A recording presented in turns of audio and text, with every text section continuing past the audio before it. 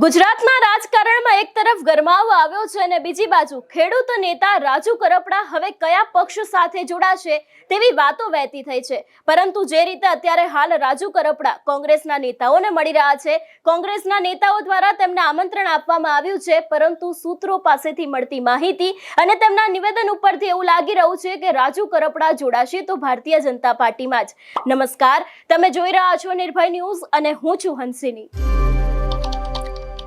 એક તરફ આપણે જોતા આવ્યા છે કે જ્યારથી આમ આદમી પાર્ટીમાંથી રાજુ કરપડાએ રાજીનામું આપ્યું છે, ગોપાલ ઇટાલિયા અને મનોજ સોરઠિયા ઉપર આક્ષેપો મૂક્યા છે, ત્યારથી ક્યાંક ને ક્યાંક તેઓ ભારતીય જનતા પાર્ટીમાં જોડાવાના છે એવી અટકળો વહેતી થઈ છે।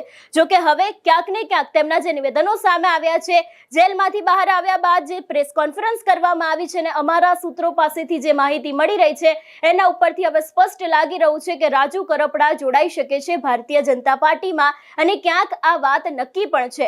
વાત કરવામાં આવે કોંગ્રેસ નેતા સાથેની મુલાકાતને લઈને, આની પહેલા પણ સુરેન્દ્રનગરમાં કોંગ્રેસના નેતા પાલ આંબલિયા છે, એમની સાથે પણ રાજુ કરપડાની મુલાકાત થઈ હતી। એ બાદ આજે આમ આદમી પાર્ટીના જ પૂર્વ નેતા અને અત્યારે હાલ કોંગ્રેસના સાથે જોડાયેલા જે કરસનદાસ ભાદરકા છે એમની સાથે પણ રાજુ કરપડાની મુલાકાત થઈ છે। પરંતુ જે રીતે અત્યારે હાલ કોંગ્રેસ દ્વારા આમંત્રણ આપવામાં આવી રહ્યું છે તે કોંગ્રેસના નેતાઓ દ્વારા આમંત્રણ આપવામાં આવી રહ્યું છે।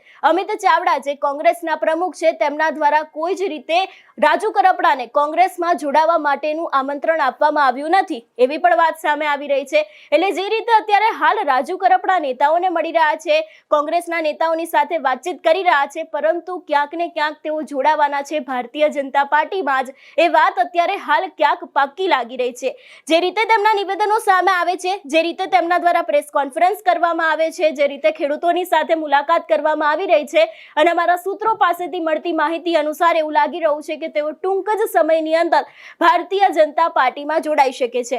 ગુજરાતના રાજકારણમાં એક તરફ ગરમાવો આવ્યો છે, બીજી બાજુ આમ આદમી પાર્ટીના જે અંદરના ડખા છે તે બહાર આવ્યા છે। આપણે જોયું હતું કે આમ આદમી પાર્ટી દ્વારા પણ એક આખી પ્રેસ કોન્ફરન્સ કરવામાં આવી હતી। રાજુ કરપડા અને જે બીજા એક કાર્યકર્તા છે એ લોકો ભારતીય જનતા પાર્ટીમાં જોડાવાને લઈને જે આખી ઓડિયો ક્લિપ વાયરલ કરવામાં આવી હતી એને લઈને રાજુ કરપડાએ 3 આમ આદમી પાર્ટીના નેતાઓની સામે કેસ પણ કર્યો હતો, ફરિયાદ પણ કરી હતી, પરંતુ હવે ક્યાંક ને ક્યાંક રાજુ કરપડા છે તે ભારતીય જનતા પાર્ટીમાં જોડાઈ શકે છે એવી તમામ શક્યતાઓ લાગી રહી છે। જો કે રાજુ કરપડા દ્વારા તો એવું કહેવામાં આવ્યું હતું કે તેઓ આગામી સમયમાં એક મોટી ખેડૂત સભા કરશે।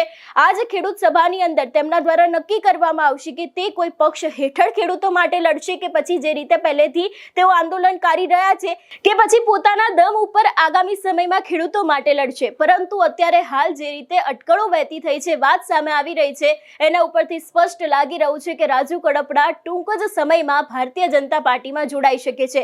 જો કે આ રાજકારણ છે, આની પહેલા પણ આપણે જોયું હતું કે રાજુ કરપડા જે સમયે જેલની બહાર આવ્યા હતા એ સમયે ગોપાલ ઇટાલિયાને ગળે મળ્યા હતા, એકબીજાને મીઠાઈઓ ખવડાવી હતી, એકબીજાને હાર પહેરાવ્યા હતા। આ જ રાજકારણની અંદર 7 દિવસમાં એવું તો શું થયું કે આ બંને નેતાઓ એકબીજાની સામસામે આવી ગયા હતા, એકબીજા પર આક્ષેપો કર્યા હતા। એવું જ કંઈક પ્રવીણ રામ સાથે થયું હતું, તેમના જેલના મિત્ર ગણાતા હતા, એ બંને જેલમાં એક જ કેસને લઈને ગયા હતા અને એ જ બાદ ક્યાંક ને ક્યાંક ઘણા બધા આક્ષેપો અત્યારે હાલ પ્રવીણ રામ દ્વારા પણ રાજુ કરપડા ઉપર મૂકવામાં આવ્યા છે।